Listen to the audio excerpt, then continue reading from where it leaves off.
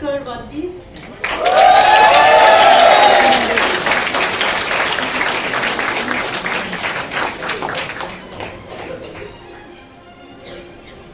And Yash Agarwal in absentia. Congratulations, 10 years for your remarkable achievements in a difficult year. I will now request Professor Rudra Pratap to officiate and Leadership on 49 scholars in recognition of their completing all requirements towards the Technology Leaders Program.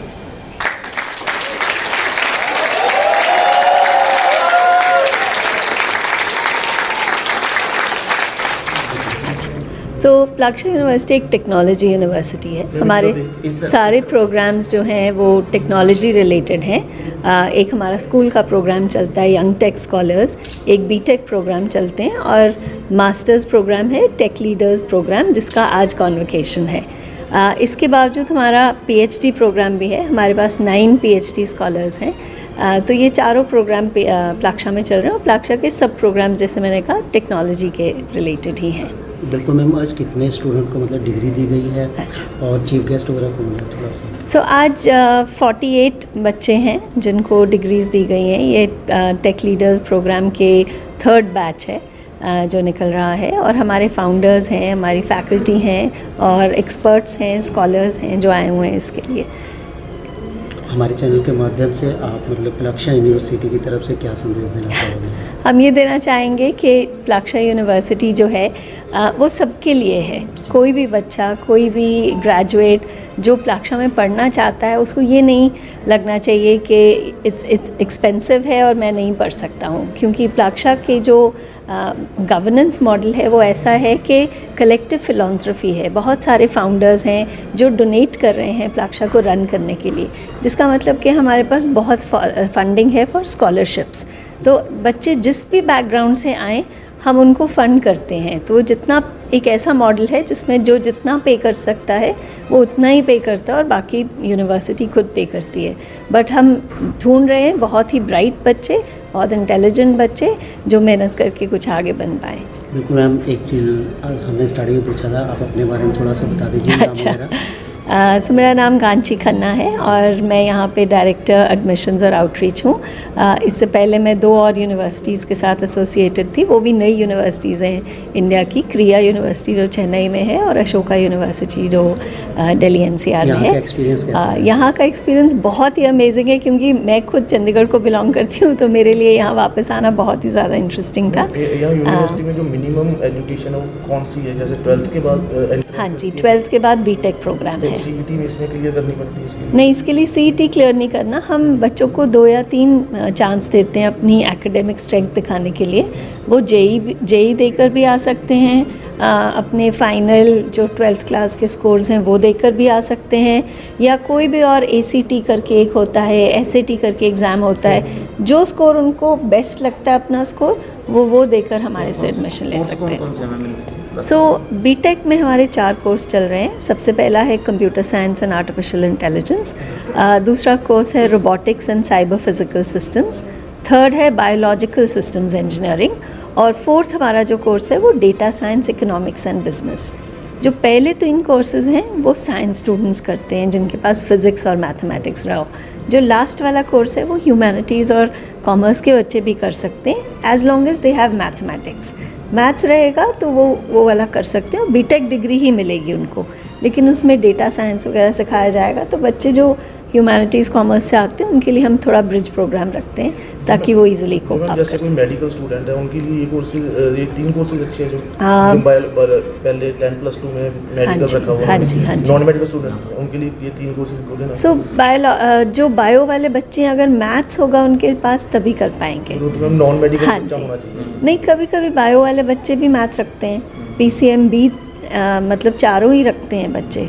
तो maths होना ज़रूरी क्योंकि engineering programme है, BTech programme है, maths के बिना तो करना मुश्किल है। एडमिशन क्राइटेरिया कब से स्टार्ट होता है, कौन से मंथ्स में होता है? तो हम स्टार्ट कर लेते हैं नवंबर में, तब जब बच्चा 12th क्लास में ही होता है, अभी ख़त्म भी नहीं हुआ था, वो अप्लाई कर सकते हैं।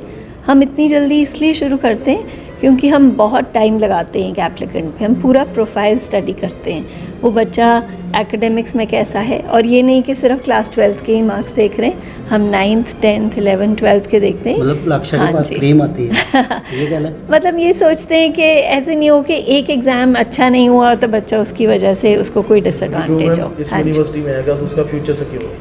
बिल्कुल, ये तो मैं बिल्कुल मानती हूँ, बिल्कुल सिक्योर है। क्यों नहीं होगा? इतनी अच्छी एजुकेशन होएगी, बच्चे जब इतना स्मार्ट बनेंगे तो फिर एजुकेशन अच्छा, होगी। फीस स्ट्रक्चर का क्या होगा जैसे बाकी यूनिवर्सिटी है जी, वहाँ पर कैसे? तो मैंने जैसे आपको पहले बताया था, फ़ीस हमारी एक स्टिकर प्राइस कह लो जो है वेबसाइट पे जो दी गई है, लेकिन वो हर बच्चा वो नहीं पे करता है। एक रेंज है 0 से लेके 7 लाख के करीब तक। 0 किसी को 25% स्कॉलरशिप मिलेगा, किसी को 50, किसी को 75, 100%। वो बेस करता है कि बच्चों की फैमिली बैकग्राउंड कैसे है, पेरेंट्स की इनकम लेवल क्या है, और उसके बेस पे उनको हम उतना स्कॉलरशिप दे देते हैं। तो जो अगर मिडिल क्लास बच्चा, उसको हो सकता है 75-100% स्कॉलरशिप भी मिल जाए। की जो 48 बच्चे हैं, इनमें से पंजाब के कितने स्टूडेंट होंगे आपके? तो ये स्टूडेंट्स क्या, क्योंकि मैं अंडर ग्रेजुएट एडमिशन में हूँ तो ये नहीं मैं बता पाऊँगी, लेकिन सेरेमनी ख़त्म होने तक will be able to tell you. I am sorry about. मेरा नाम मोहित उखराल है और मैं प्लक्षा में फाउंडर और ट्रस्टी हूँ। जो आज कॉन्वोकेशन हो रही है वो हमारे post graduate technical leaders programme की ग्रेजुएशन है आज, एंड 49 स्टूडेंट्स ग्रेजुएट कर रहे हैं आज प्लक्षा से। ये 1 साल का प्रोग्राम होता है और अब आज जैसे कॉन्वोकेशन है, अब इन सबको जॉब्स मिल गए हैं और अपनी अपनी कंपनियों में ये स्टार्ट कर लेंगे अब अगले महीने से, कुछ इस महीने से, कुछ अगले महीने से। सो एक चीज़ और पता लगे, जो स्टूडेंट यहाँ पर आए थे जब एडमिशन लिए थे तो उनकी सैलरी मतलब उस टाइम थी, आज 3 गुना ज़्यादा हो रही है। मतलब वो नहीं, जैसे मैं आपको बताऊं, जैसे डिफरेंस कैसे? TLP जो हमारा जो प्रोग्राम है ना, वो बहुत फोकस्ड प्रोग्राम है on data science, AI, artificial intelligence, machine learning, right. तो अगर आप वो देखेंगे कि उनकी सबसे ज़्यादा डिमांड है इस प्रोग्राम की हिंदुस्तान में, इंडिया में नहीं, वर्ल्ड ओवर, राइट।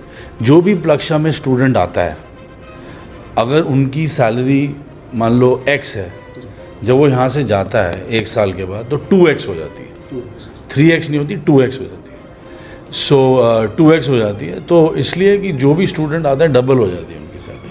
वो इसलिए होती है कि हम उनको अच्छी अच्छी कंपनियों में प्लेस करते हैं, और जो data science, AI, machine learning का जो कोर्स है, जैसे मैंने कहा, वो बहुत डिमांड में है, दुनिया भर में बहुत डिमांड में है।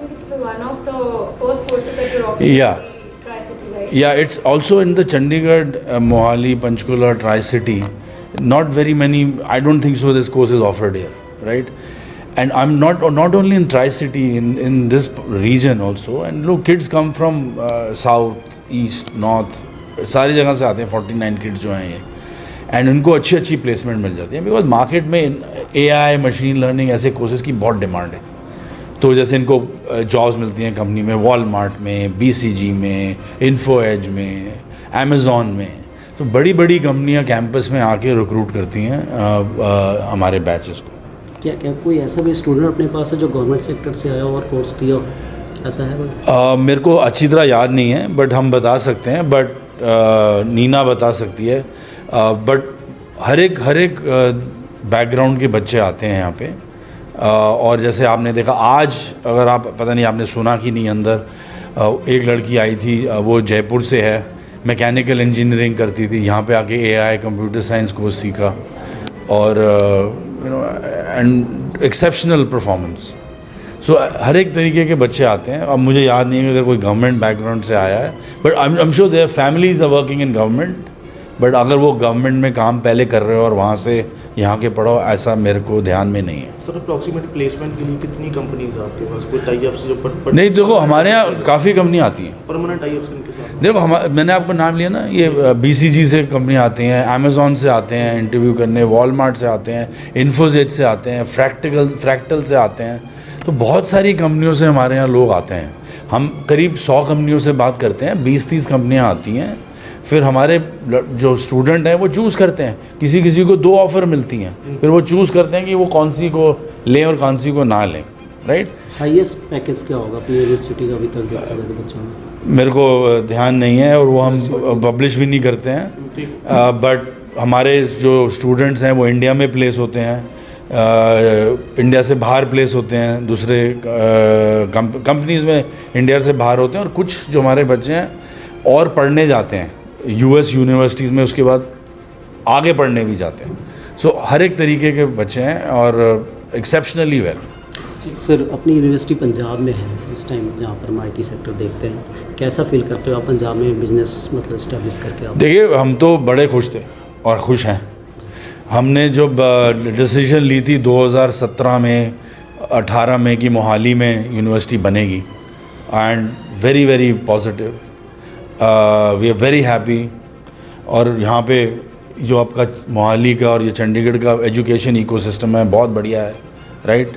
Punjab university is the oldest university, यहाँ पे आईसर है, ISB है, इतने सारे यूनिवर्सिटीज़ हैं। तो हमारा व्यू है कि आप अच्छी यूनिवर्सिटी खोलो और एक दूसरे से कोलैबोरेट भी करो।